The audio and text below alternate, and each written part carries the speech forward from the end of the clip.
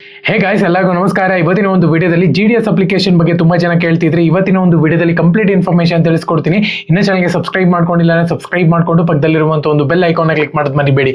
ಬನ್ನಿ ವಿಡಿಯೋನ ಸ್ಟಾರ್ಟ್ ಮಾಡೋಣಂತೆ. ಮೊದಲನೇದಾಗಿ GDS ಅಪ್ಲಿಕೇಶನ್ನ ಶೆಡ್ಯೂಲ್ ಟು ನೋಟಿಫಿಕೇಶನ್ ಯಾವಾಗ ಆಗುತ್ತೆ ಅಂತ ಹೇಳಿ ತುಂಬಾ ಜನ ಕೇಳ್ತಿದ್ರಿ. ಆಕ್ಚುಲ್ ಆಗಿ ಹೇಳಬೇಕು ಅಂದ್ರೆ ರಿವೆರಿಫಿಕೇಶನ್ ನಡೀತಿದೆ ಅಂತಾನೆ ಹೇಳ್ಬೋದು. ಇದಕ್ಕೋಸ್ಕರನೇ ಶೆಡ್ಯೂಲ್ ಟು ನೋಟಿಫಿಕೇಶನ್ ಡಿಲೇ ಆಗ್ತಿದೆ. ಸೊ ಟೋಟಲ್ ಆಗಿ ನಮ್ಮ ಕರ್ನಾಟಕಕ್ಕೆ ನಾನು ಎಕ್ಸ್ಪೆಕ್ಟೆಡ್ ಮಾಡಿರುವಂಥದ್ದು ಎಷ್ಟಪ್ಪ ಅಂದ್ರೆ ಒಂದು 3,000 ವೇಕೆನ್ಸೀಸ್ಗಳು ಬಿಡ್ತಾರೆ ಅಂತ ಹೇಳ್ಬಿಟ್ಟು. ಬಟ್ ಆದರೆ ನೋಡಬೇಕು, ಯಾಕಂದರೆ ಓದ್ಸತಿನೂ ಕೂಡ ಶೆಡ್ಯೂಲ್ 1 ನೋಟಿಫಿಕೇಶನಲ್ಲಿ ಬರೀ 1000 ವೇಕೆನ್ಸೀಸ್ಗಳು ಬಿಟ್ಟಿದ್ರು. ಸೊ ಹಾಗಾಗಿನೇ ಈ ಸತಿ ಸ್ವಲ್ಪ ಜಾಸ್ತಿಯನ್ನ ನಮ್ಮ ಕರ್ನಾಟಕಕ್ಕೆ ಕೊಡ್ಬೋದು ಅಂತ ಅನ್ಕೊಂತೀನಿ. ಈ ಒಂದು ನೋಟಿಫಿಕೇಶನ್ ಆಗಬೇಕು ಅಂದರೆ ಇನ್ನೂ ಒಂದು 7-8 ದಿನ ಬೇಗ ಆಗುತ್ತೆ. ಏನಕ್ಕೆ ರಿವೆರಿಫಿಕೇಶನ್ ಆಗ್ತಿರೋದ್ರಿಂದ ಸ್ವಲ್ಪ ಡಿಲೇ ಮಾಡ್ತಿದ್ದಾರೆ ಅಂತಲೇ ಹೇಳ್ಬೋದು. ಪೋಸ್ಟ್ ಆಫೀಸಿಂದ ಅವ್ರಿಗೆ ಯಾವ್ಯಾವ ಪೋಸ್ಟ್ ಆಫೀಸ್ನಲ್ಲಿ ಯಾವ ಸಬ್ ಆಫೀಸ್ಗಳಲ್ಲಿ ಕಂಪ್ಲೀಟಾಗಿ, ಇವಾಗ ಏನೋ ಒಂದು ಸಿಟಿ ಅಂತ ಹೇಳೋದಾದ್ರೆ ತುಂಬ ಸಬ್ ಆಫೀಸ್ಗಳಿರುತ್ತೆ, ಮೇನ್ ಪೋಸ್ಟ್ ಆಫೀಸ್ಗಳಿರುತ್ತೆ.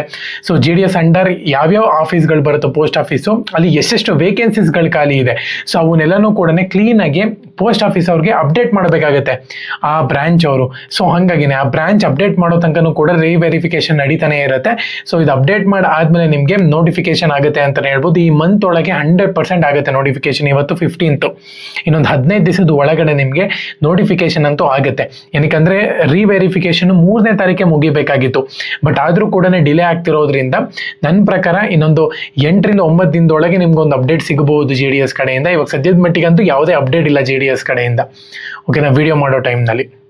ಅದಕ್ಕೋಸ್ಕರನೇ ನಾವು ಏನೆಲ್ಲ ಡಾಕ್ಯುಮೆಂಟ್ಸ್ ಇಟ್ಕೊಂಡಿರಬೇಕು ಅಂತ ಹೇಳ್ಬಿಟ್ಟು ಆಲ್ರೆಡಿ ಒಂದು ವಿಡಿಯೋನ ಅಪ್ಲೋಡ್ ಮಾಡಿದ್ದೀನಿ ನೆನ್ನೆ.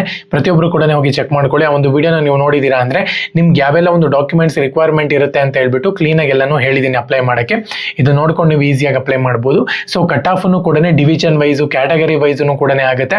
98 ಅಂದರೆ 98 ಅಂತ ತಲೆಯಲ್ಲಿ ಇಟ್ಕೊಳಕ್ಕೆ ಹೋಗ್ಬೇಡಿ. ಯಾಕಂದರೆ ಕ್ಯಾಟಗರಿ ವೈಸ್ ಕೂಡ ಕಟ್ ಆಫ್ ಆಗುತ್ತೆ, ಮತ್ತು ಡಿವಿಷನ್ ವೈಸ್ ಕೂಡ ಕಟ್ ಆಫ್ ಆಗುತ್ತೆ. ಇದರಿಂದ ಏನಾಗುತ್ತೆ ಅಂದರೆ ಪರ್ಸೆಂಟೇಜ್ ಅನ್ನುವಂಥದ್ದು ಶಫಲ್ ಆಗಿಬಿಡುತ್ತೆ ಒಂಥರ. ಓಕೆ, ಕೆಲವೊಬ್ಬರಿಗೆ 60, 50ಗೆಲ್ಲನೂ ಕೂಡ ಲಾಸ್ಟ್ ಟೈಮ್ ಸೆಲೆಕ್ಟ್ ಮಾಡಿರುವಂಥದ್ದು ನಾವು ನೋಡಿದ್ದೀವಿ.